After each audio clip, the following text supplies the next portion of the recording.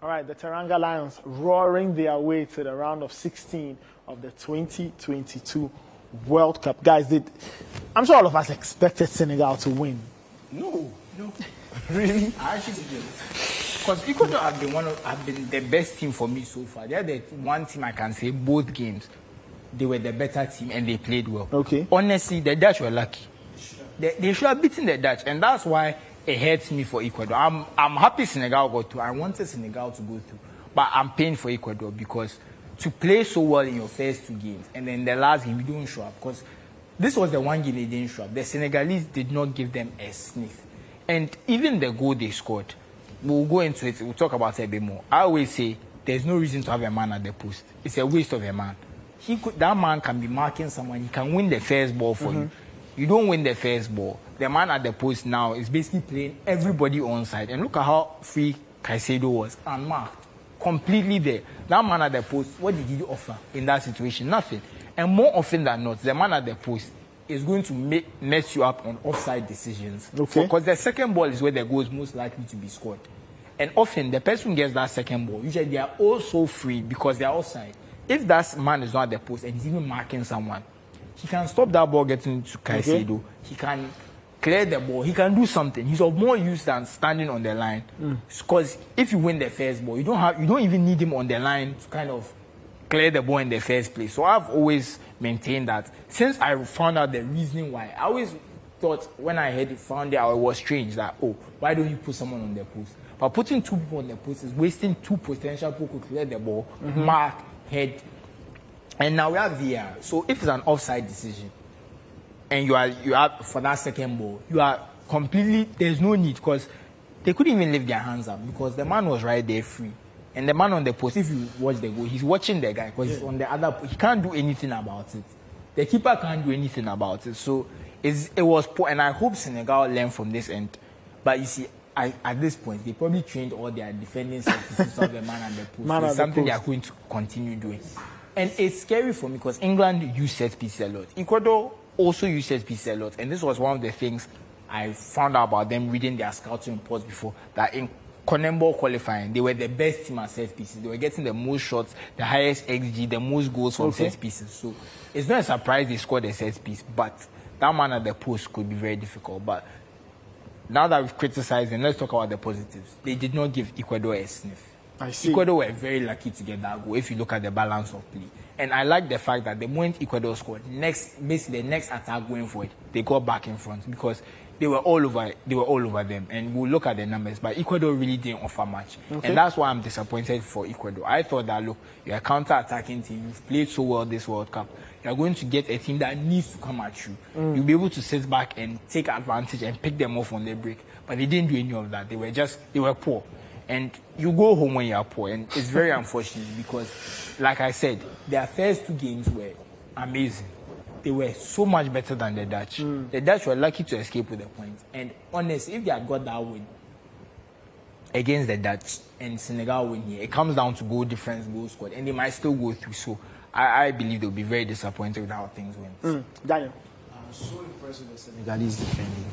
And that was after Koulibaly scored the goal. So once Koulibaly scored the goal, they blocked their channels and they were forcing the Ecuadorians to go long.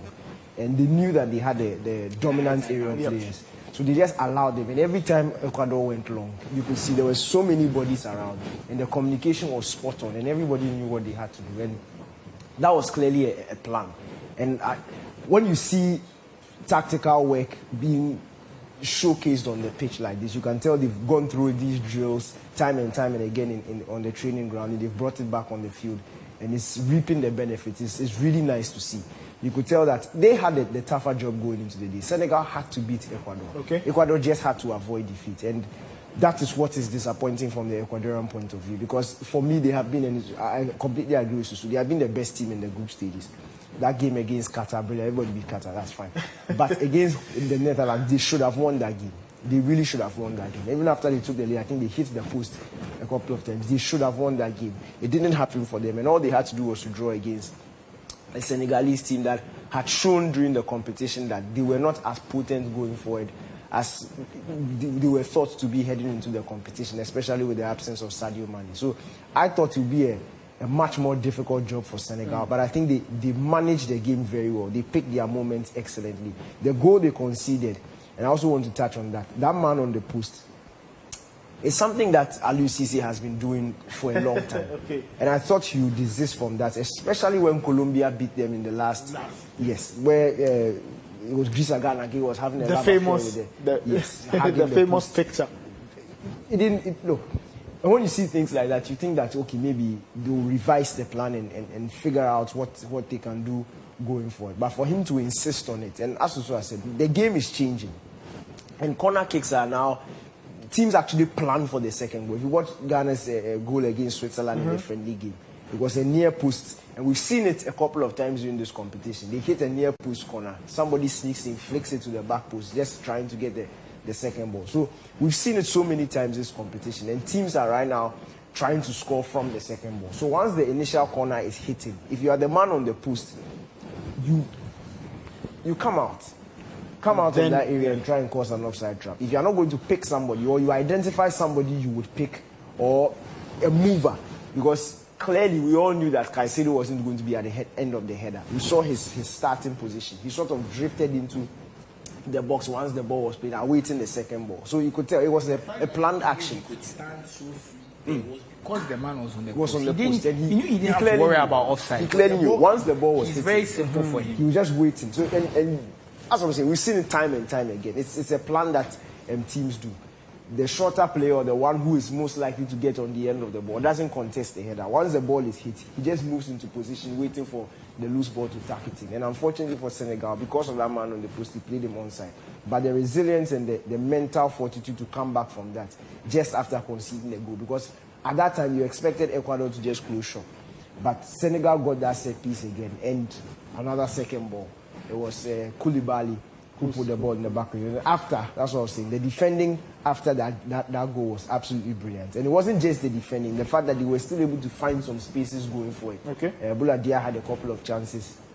And there was one I felt he should have hit the ball the back of the net, or at least the target, and he did it. First half and when they started the first half, they were missing something. So it's going to be one of those days where, and I said it on the show, that Senegal needed the first goal, because in a game like this where you're playing against a counter attack, you don't want to be chasing the game. So I was glad they got the first goal, and I was glad they were able to hold on, even though they conceded. And I have to shout out to Kalidou Koulibaly, because I've seen the 2 goals I've seen him score this season. You think for someone so tall, it's a header. Great technique. The first one was against Spurs. Yes, kind of Chelsea cut the Spurs, ball yes, across. in that this one game. there, he kind of, the way he just hit straight, and it was, the keeper had no chance, and so great. And that's why when they call him a ball playing defender, they mean it. There's no He cap. actually knows how to play. All right, let's have a look at the stats from the encounter. There you see, very interesting in terms of the XG. Senegal 2.0 XG, Ecuador 0.9. And then the Ecuadorians possessed the ball a lot more. I don't think they enjoyed doing that. I don't think they enjoyed doing that at all. Passing accuracy in the final third. So you have the ball so much, and you can't even.